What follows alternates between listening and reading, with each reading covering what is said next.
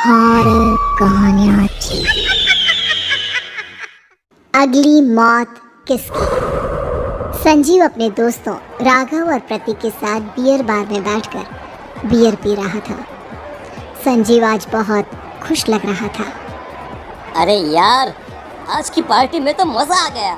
तुम दोनों दोस्तों के साथ तो मेरी जिंदगी इतनी अच्छी है कि क्या बताओ कितनी अच्छी है। अरे भाई, अब दोस्ती की है तो जीना मरना सब साथ में। हाँ, अरे यार सुनो, जल्दी से एक बियर और ऑर्डर करते हैं ना, एक आखिरी, और उसके बाद ये जश्न यहीं खत्म हो जाएगा। अरे हाँ, क्यों नहीं। वेटर, जल्दी से 2 बियर की बोतल लेकर आओ। आज मेरे दोस्तों को जश्न मनाना है, क्यों? इतने में वहाँ पर एक बहुत सुंदर लड़की छोटे छोटे कपड़े पहनकर हाथ में बियर की बोतल लेकर उसके पास आती है। ये लीजिए, आपने बियर ऑर्डर की थी ना, मैं लेकर आ गई। क्या बात है यार, इस बार की वेटर तो बड़ी सुंदर है। अब बियर लेकर आई हो तो अपने हाथों से ही पिला दो ना।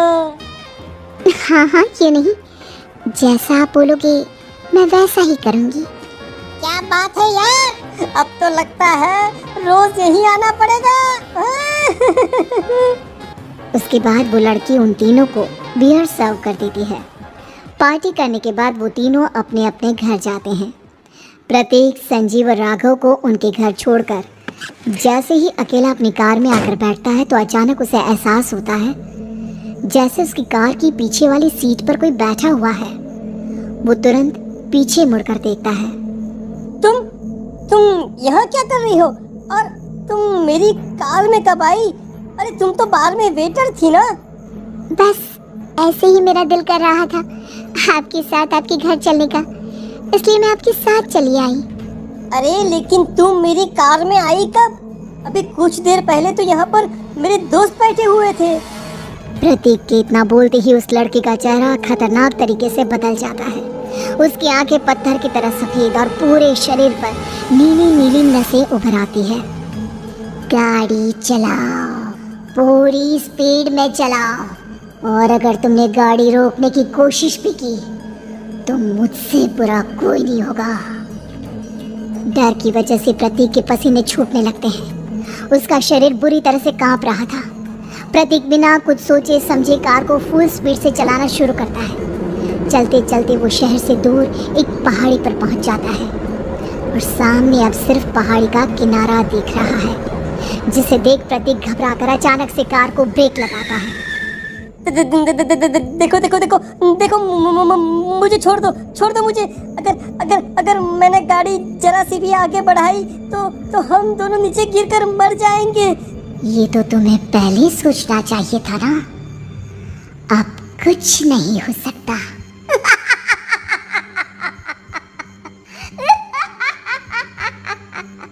छोड़ दो मुझे। नहीं प्लीज मुझे छोड़ दो। प्लीज मुझे जाने दो। छोड़ दो मुझे। गाड़ी आगे बढ़ाओ।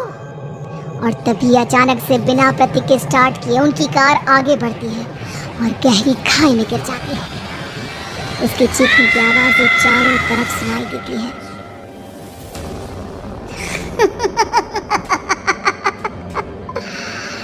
तुझे मारकर मेरे कलेजे में जल रही आग को थोड़ी शांति तो मिल गई, लेकिन अभी ये कहानी खत्म नहीं हुई।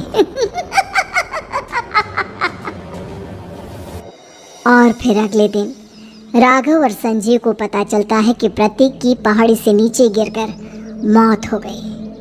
अरे कल रात की तो बात है यार, हम सब बैठकर पार्टी कर रहे थे, लेकिन मेरी एक बात समझ में नहीं आ रही। राघव शहर से इतना बाहर उस पहाड़ी पर इतनी रात को क्या करने गया था?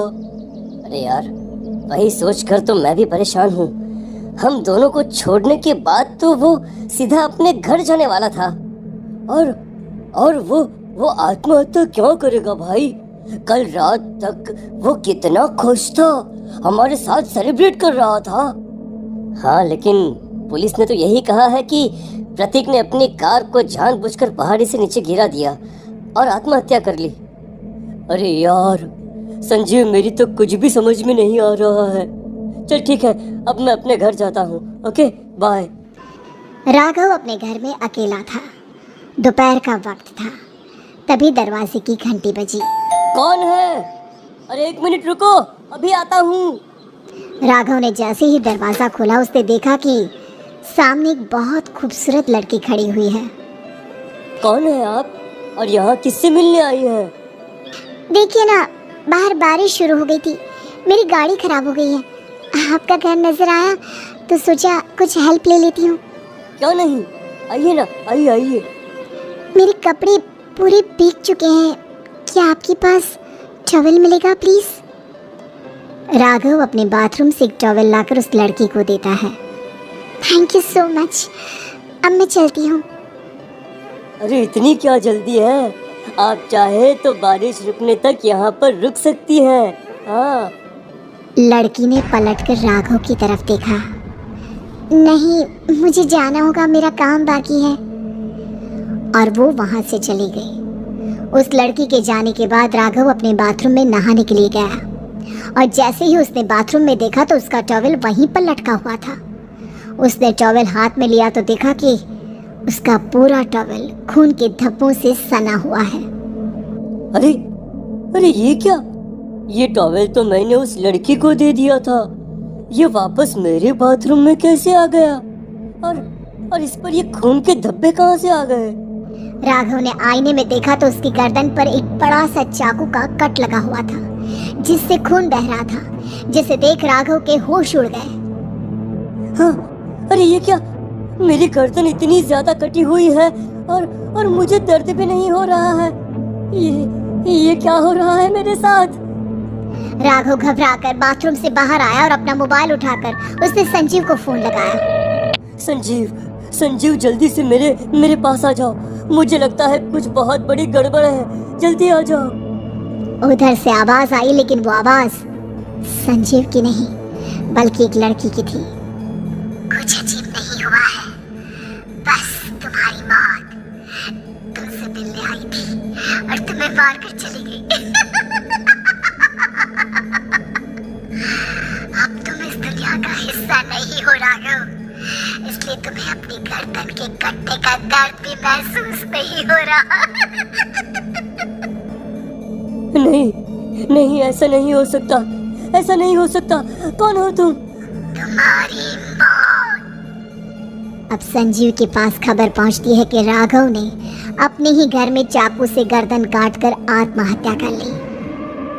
ये सुनने के बाद संजीव के होश उड़ गए। वो पसीने से तरपतर हो गया और एक अनजाना डर अब उसके दिल को सताने लगा। संजीव के साथ ही उसका एक छोटा भाई राजीव भी रहा करता था। अपने भाई को इस तरह परेशान देखकर राजीव उसके पास आया। अरे भैया, क्या हुआ भैया?